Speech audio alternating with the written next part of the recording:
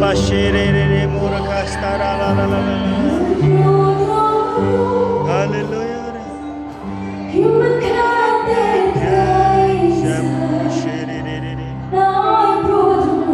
Hallelujah. Rabashiri.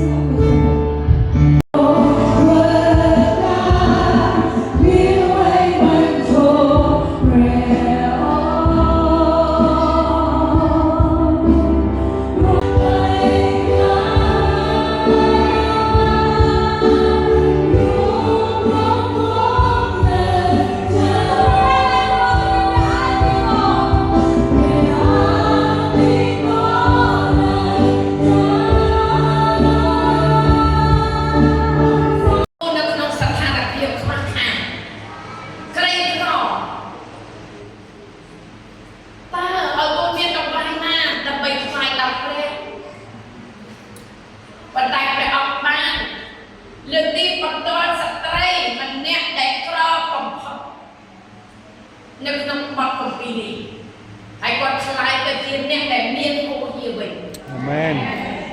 ដោយសារតែគាត់បានថ្វាយដល់ព្រះយេស៊ូវគ្រីស្ទឲ្យសាច់រឿងនៅក្នុងព្រះបន្ទូលនេះបានមកស្ថិតជាមួយនឹងពួកជំនុំដំណឹងល្អដល់ពួកនេះផងដែរគាត់អធិដ្ឋានក្នុងព្រះនាមព្រះយេស៊ូវគ្រីស្ទអរគុណព្រះអង្គអរគុណបងប្អូន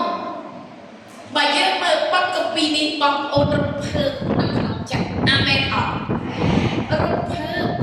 ពីព្រោះថាទោះបីយើងក្រទោះបីយើងអត់ដល់ឋានៈស្ត្រីនេះទេទោះបីយើងខ្វះខាតយើងអត់ដល់ឋានៈស្ត្រីម្នាក់នេះទេតែស្ត្រីម្នាក់នេះគាត់នៅតែមកស្អាតមកខ្ដាស់អូនក្រៅព្រះអង្គថាចូលយកនំមួយឲ្យខ្ញុំផងគាត់ថាមាននំឯណាឲ្យបើមាត់គាត់ពីអ្នកបដាយកូនហ្នឹង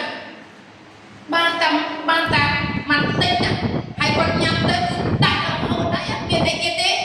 អាទីបន្តលោកអុកញ៉ាជាតង់ហួរគាត់និយាយថាគាត់ទាល់គ្រប់ច្រកខ្សែទុំគ្រប់ទាំងអស់គាត់អត់មានអីដែលត្រូវដើរបន្តទៀតនៅក្នុងពិធីរបស់គាត់ទេនៅក្នុងមុខរបររបស់គាត់គឺអត់ចាំពេលដែលអត់នឹងគាត់ចូលទៅរកព្រះយេស៊ូវគ្រីស្ទ3ខែនៅក្នុងបន្ទប់អានព្រះបន្ទូលអធិដ្ឋាននៅថ្ងៃមួយគាត់ទៅថ្វាយបង្គំព្រះគាត់នៅសល់លុយ$5មួយស្លឹកហើយនឹងកណ្ដាលរី1500អីហ្នឹងមួយស្លឹក2ស្លឹកគាត់ថាថ្វាយលុយខ្មែរអស់ទុក5រៀលហ្នឹងផឹកកាហ្វេឲ្យញ៉ាំបាយចុងក្រោយប៉ុន្តែព្រះបាក់ពលគាត់ថាដាក់ឲ្យអស់ទៅគាត់ក៏ដាក់ឲ្យអស់តាមព្រះប្រាប់មកវិញគាត់គិតថាអត់អីហូបគាត់តមអត់ទៀតស្រាប់តែមានរឿងការអស្ចារ្យកើតឡើងនៅពេលយប់ប្រហែលជាម៉ោង8 9យប់មានគេខលមករត់ទិញដីគាត់ព្រោះគាត់នេះរៀបចំអចតនទ្រព្យអ្នកនេះខ្វះមែនទេក្រមែនទេអត់មែនទេពីព្រោះនៅទីក្រុងនោះរាំងអត់មានភ្លៀងទេប៉ុន្តែអ្នកបម្រើព្រះអង្គបានប្រាប់ថាចូលយកនំតូចមួយឲ្យខ្ញុំមកមុនសិនមកនំតូចមួយមកក្នុងចំណោមមួយសៅ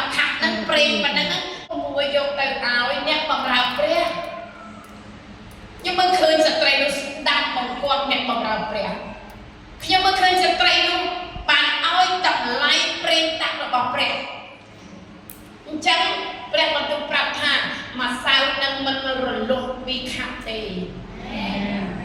ប្រេងក៏មិនអស់ពីដបដែរហូរហៀរហូតគាត់ខ្លាយទៅជាអ្នកមានសំដីថាអាមែនដោយសារតែគាត់ស្ដាប់បកគាត់ហើយធ្វើតាមព្រះបន្ទូលរបស់ព្រះអ្នកការនេះខ្ញុំជាអ្នកក្រនៅស្រុកភូមិមានសញ្ញាបត្រអ្នកក្រលោកអាចារ្យដើររៃអង្គាលុយធ្វើបុណ្យអត់ទៅផ្ទះខ្ញុំទេព្រោះវាអត់មានអីចូលហើយបើសិនជាអ្នកណាបាត់លុយបាត់កាក់នៅក្បែរផ្ទះខ្ញុំគេនាំគ្នាមកជេរតារាសាស្ត្រផ្ទះខ្ញុំពីព្រោះគេចោលតែពួកខ្ញុំមួយគេអរគុណព្រះយេស៊ូវគ្រីស្ទព្រះអង្គទ្រង់ប្រទានពរនៅពេលដែលព្រះអង្គជ្រើសរើសខ្ញុំចិញ្ចឹមគោធ្លាប់តែ3ឆ្នាំ2មក1ឆ្នាំវិញស្រែធ្លាប់តែធ្វើមួយឆ្នាំបាន4-10កញ្ជើទៅជា4-10តោនទៅវិញព្រះអង្គប្រទានពររបៀបហ្នឹងព្រះអង្គប្រទានពរហើយរហូតដល់ឥឡូវនេះខ្ញុំអត់ខ្វះស្វាយញ៉ាំទៀតទេខ្ញុំលែងមានសញ្ញាបត្រក្រីក្រហើយតែខ្ញុំមានសញ្ញាបត្រនៃនគរឋានសួគ៌វិញអរគុណព្រះអង្គអរគុណកំណត់ព្រះហារតីរបស់ព្រះអង្គផងដែរគួរអរគុណព្រះអង្គក៏សូមថ្វាយគុំអនុគមអធិដ្ឋានទាំងការដែលគោលសាលកម្មព្រះអង្គឲ្យនៅនៅថ្ងៃនេះថ្វាយនៅក្នុងព្រះនាមព្រះម្ចាស់ដែលមានអំណាចនិងគ្រប់ទាំងវិជាស្តាគឺអង្គព្រះយេស៊ូវគ្រីស្ទជំនឿការតាមហៅរបស់ព្រះហើយយើងនិយាយថាតើយើងធ្វើម៉េចដើម្បីឲ្យយើងដឹងថាយើងជាចំណែកណាមួយនៅក្នុងអរិយវគ្គរបស់ព្រះអង្គត្រូវតែដឹងថាយើងមានរូបកាយតែមួយទេគ្រាន់តែថា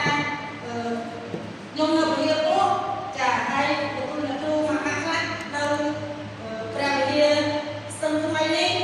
ចាហើយលោកគ្រូខ្លះនៅកំពង់ក្ដីចាជីក្រែកភាសាស្នាសង្គ្រាមយើងចែកទីតាំងគ្នាហើយខ្លះនៅវិហារដូចជា AOG ដូចជា Elin ចាគោលមានតែមួយហើយជាការត្រាស់ហៅដោយសារតែយើងមានម្ចាស់តែមួយនៅក្នុងព្រះពីរព្រះអង្គបានមានព្រះបន្ទូលថារូបកាយតែមួយរបស់ផងយើងនឹងយើងគឺជាអរិយរបស់ព្រះពីព្រោះតែយើងមានព្រះវិញ្ញាណតែមួយ Hallelujah. ទ្រង់ជាសន្ត្រាទោទួលបាបខ្ញុំលើឈើឆ្កាងសូក៏ជួខ្ញុំដោយព្រះលោហៈខ្ញុំមានយេស៊ូ